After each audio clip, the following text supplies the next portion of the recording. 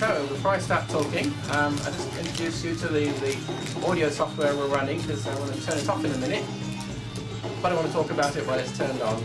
I'm running Pro Tools here. You've probably heard of Pro Tools. That's the high-end software used in pretty much any music studio these days. And I'm running it because I can, because I happen to have it, and because I'm working with Avid on just understanding how Pro Tools works and how our workstations work for Pro Tools. There. Enough of that, now I don't have to shout. So, yes, you've already got the idea. Feel free to video and take pictures. Do you guys need any more light? Oh, David wants more light. Middle switch, please. Thank you. There we are. Thank you. I just like the Aladdin's cave look when I first walk in, you see. So, I'm Dan Bennett, and I work in the marketing group here in the Workstation business unit. I'm actually in a technical team in the group, and I've got two more people from the team here who are flyers on the wall. Here is Stephanie Ellis. Many of you have probably interacted with Stephanie. She is the one who ships hardware to you for testing. So you're often interacting with Stephanie, especially when she wants that. That's right. And then David in the corner is one of our interns. I'm the one who actually builds the system. That's right. So if there's any problems, we can blame him. Yes. That's right. Yes, so we're all part of the team, making sure you guys get what you need. So welcome to the demo room. You've been in here before, but I don't think anyone else has. So this is my little kingdom. I'm the demo guy. They call me the Duke of Demos, but they haven't given me ermine-trimmed robes yet, which I'm waiting for. Despite being British, that's what I expect. So, in this room we use it for events like this, bringing you in and customers. I use it for training, and I use it for hiding away when I don't want anyone to find me, which works really well for that. The primary thing I'm going to be talking about today is performance and things that have been changing with regard to workstation performance, especially recently. And I will illustrate it with a number of demos. So we've got some very cool things that I'll be running, especially on the Z800 in the corner there. Before I talk too much about performance, I have a couple of demos down here I don't want you to miss, which are not performance related, so I'll dispose of them kind of early in the program. These two workstations are our variants of the Z200. So the Z200 Tower workstation was introduced at CES in January in Las Vegas. And then the small form factor, who was here when we had an event in Hollywood in the spring? Right, most of you. So you remember Terry putting one of those out of a padded Z800. So that's the small form factor, and it is already selling really, really well. We're getting good traction with that. In regions of the world you weren't expecting, it's all good. So we're doing well with that. The new product, actually the newest product, I think pretty much, not quite the newest in the room, but the newest product from HP is the ZR30W display, which you've probably not seen, or you may, it's just been out just a short time, maybe about 2 months. The ZR30 replaces our previous LP3065 display, which we had on the market for at least 2 years, and that was a good product. This one is differentiated from it in 3 main ways.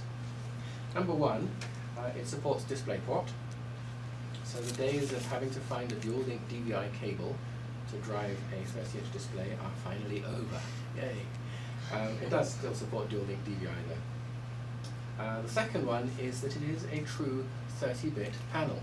So if you've been exposed to our Dream Color display in the past, which I have one at the end there, you can tell by the color of the car, that's a 30-bit panel. Well, so is this one.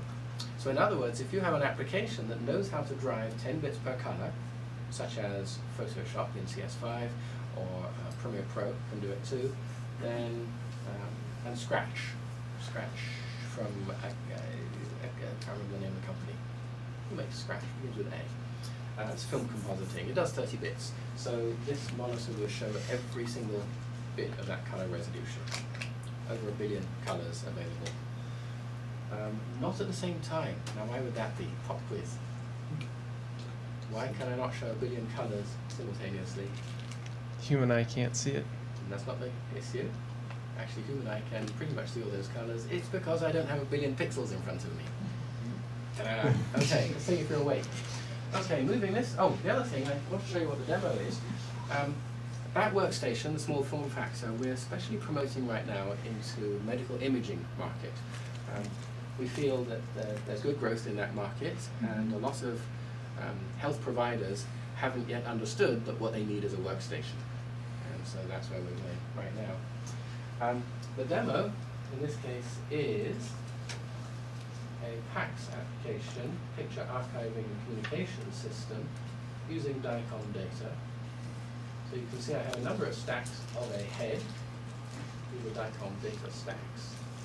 There's this skull here with a brain inside, go a little further south, and there are the eyes. Spooky. What's even more spooky, actually, is that this head is not just any head, it's my head. Bennett Daniel, it says. I didn't even bother anonymizing it. I went into hospital in July, completely unexpectedly, with a suspected stroke. My brain was basically shutting down. I could not remember things, I could not process things, my speech was slurred, so they threw me on an ambulance. Turns out it was what's called a complex migraine. Sometimes a migraine can have symptoms that look a whole lot like a stroke. 12 hours later, I was through it, no medication needed. I just gradually, my brain started working again, and after about 22 hours in the hospital, I was out again. So it was a bit scary, especially for my wife.